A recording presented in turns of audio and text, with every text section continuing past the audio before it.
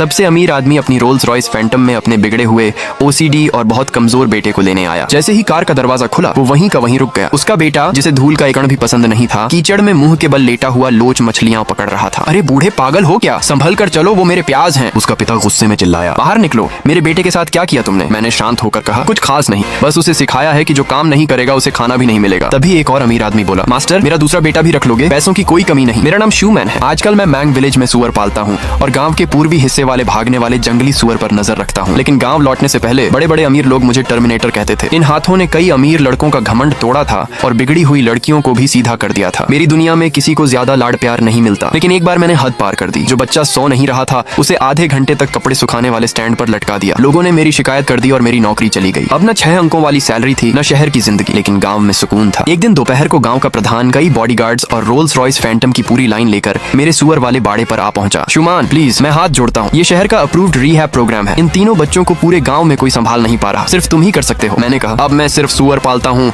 सुअर कम से कम हर वक्त नहीं चिल्लाते कि जानते हो मेरा बाप कौन है। तभी मिस जू मुस्कुराकर बोली, मैं आपकी बहुत बड़ी फैन हूँ, ये एडवांस रखिए, अच्छा काम किया तो और भी मिलेगा। मैंने सूरजमुखी के बीज का छिलका थूका, एप्रन से हाथ साफ किए और अपनी प्रोफेशनल मुस्कान पहन ली। उतारो इन्हें। ट्रक से सामान नहीं बल्कि 3 चलती फिरती मुसीबतें उतरी। सबसे पहले जंगले उतरा, चेहरे पर सर्जिकल मास्क, हाथों में रबर ग्लव्स और पैरों में डबल शू कवर्स। वो चीख रहा था, हर जगह कीटाणु हैं, मुझे घर जाना है, मेरे पापा को बुलाओ, वो पूरा गांव उड़ा देंगे। मैं कुछ बोल पाता उससे पहले दूसरा दरवाजा खुला। बाहर आई लिंदाइदा, एक असिस्टेंट उसे सहारा देकर उतार रहा था। दिखने में प्यारी थी लेकिन इतनी कमजोर कि जैसे हवा चलते ही गिर जाएगी। वो हांफते हुए बोली, यहाँ की एल्टीट्यूड बहुत कम है, मैं सांस नहीं ले पा रही, मुझे ऑक्सीजन चाहिए, मुझे आईसीयू में रहना है। तभी तीसरा दरवाजा अंदर से लात मारकर खुला। बॉडीगार्ड्स किसी तरह चन्हाव को बाहर घसीट कर लाए। वो चिल्लाया, मुझे छोड़ो, मैं सबको बर्बाद कर दूंगा। बाहर आते ही उसने मेरे कुत्ते का बर्तन लात मारकर गिरा दिया और पत्थर उठाकर मेरी खिड़की तोड़ने लगा। बॉडीगार्ड्स उसका सामान फेंक कर ऐसे भागे जैसे जलता हुआ आलू छोड़ रहे हो। अब आंगन में सिर्फ मैं, ये तीनों मुसीबतें और पीछे खड़े सुअर।